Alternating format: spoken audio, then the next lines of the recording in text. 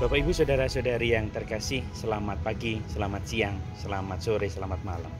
Setiap orang ingin bersaudara, membangun persahabatan, membangun kedekatan satu dengan yang lain.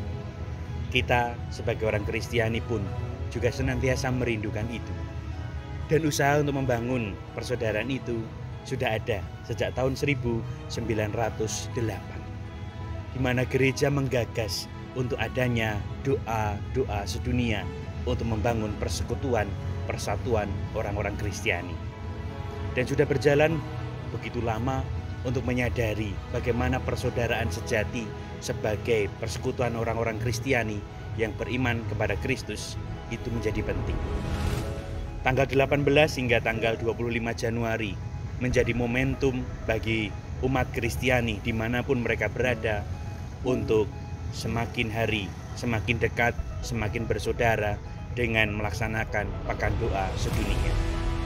Tahun ini gereja mengajak kita untuk mengambil tema, kami telah melihat bintangnya di timur dan kami datang untuk menyembah Dia.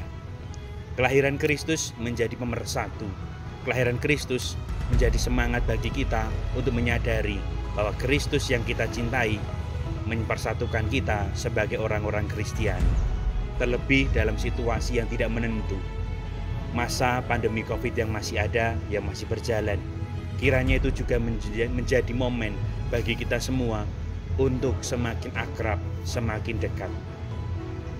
Gereja Kuspahan Agung Semarang bersama gereja-gereja yang lain, terlebih Komisi Hubungan Antar Agama dan Kepercayaan, mencoba menyadarkan kita bagaimana kita semakin bersaudara di tengah badai kehidupan.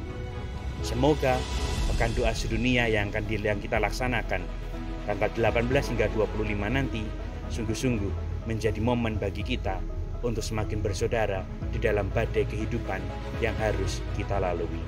Selamat memasuki Minggu Pekan Sedunia dan kita semua diberkati oleh Tuhan. Tuhan memberkati kita semua.